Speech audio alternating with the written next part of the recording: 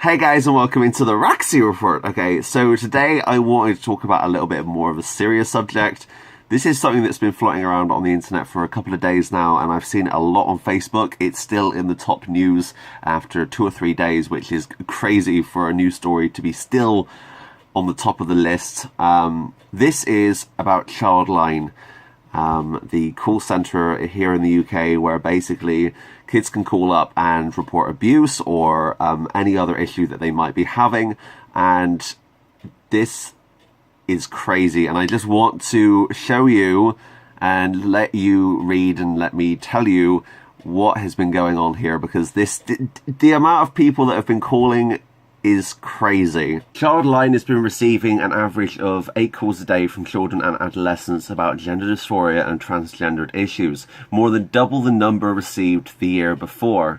Record numbers of children sought counselling about gender identity from the MSPCC's helpline during 2015 to 2016, with 2,796 calls being made, compared with 1,299 calls in the previous 12 months. Childline received calls from children as young as 11 who said their biological sex did not match their gender identity. The calls range from anxiety about telling parents, experience of transphobic bullying, transphobic bullying and mental distress caused by long delays and receiving medical treatment.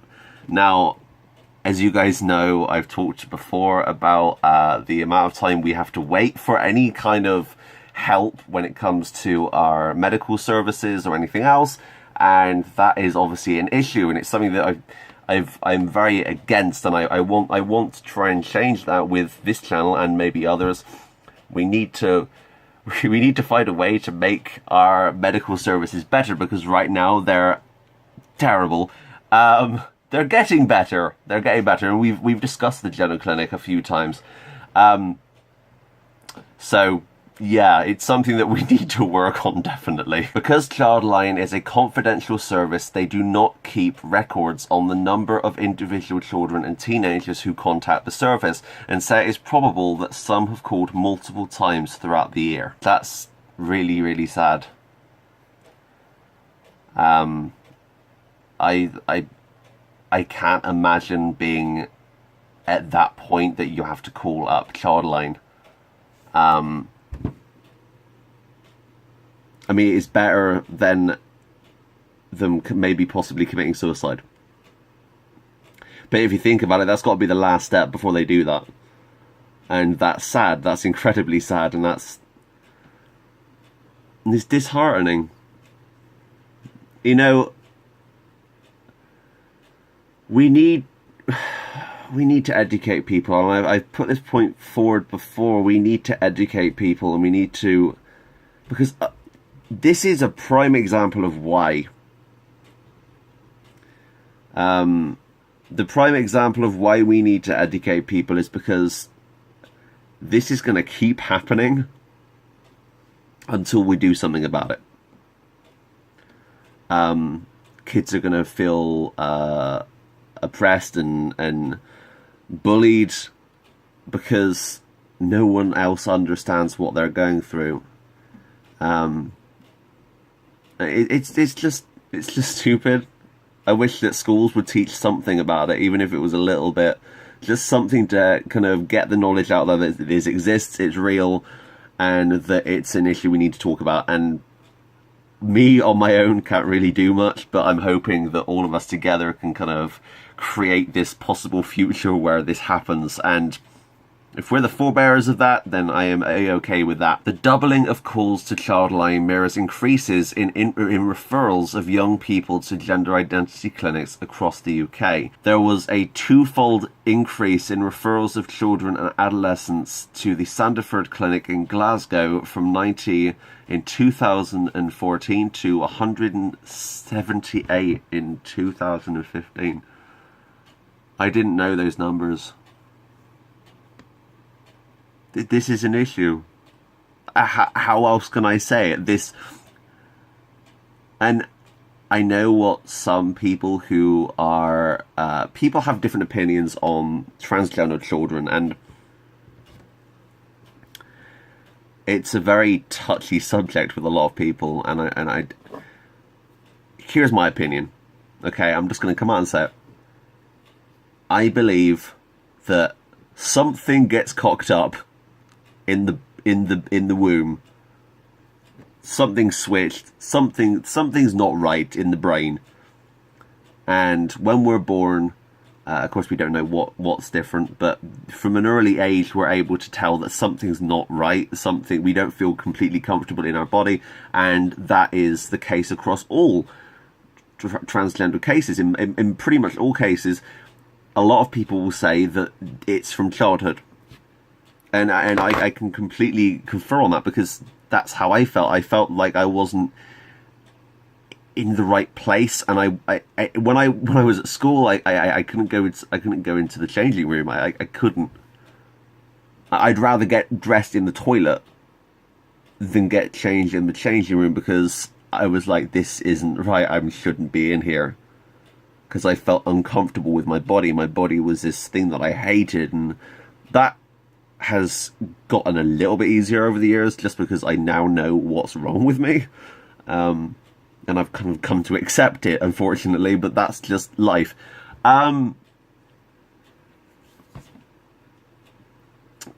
think that, you know, if something's wrong, even at a young age, you know something's wrong. I feel that people that say that kids shouldn't have a choice in that, maybe the surgery, no, because that is a life-changing thing. That's a major thing that you can't go back on, but they should be listened to and they should be helped, not rejected until they're 18, which a lot of people believe. And it's something that I strongly believe in. I strongly believe that the earlier we can find out, the earlier we can catch this, the better, because then they don't have to go through the hell of puberty. Puberty in male to female cases is the killer. It's the worst thing, because at least when you're before puberty, your voice hasn't broken. You can still, you haven't got the masculine, you haven't got the hair, you haven't the stubble, you haven't got all of that. Puberty is the worst thing. And if we can catch it before puberty, that's great. That's amazing. And that's why I feel that something needs to change. Those numbers are crazy. And I'm just going to say now, I hope that our channel has possibly pushed more knowledge out there. I strongly hope that's the case, because there aren't many trans YouTubers. I mean, there are a lot, but compared to other genres, that's a word for it, communities, I mean, there's not many of us, and I feel that together we've all hopefully pushed this into the limelight a little bit more, and that's good, and that's something that's positive.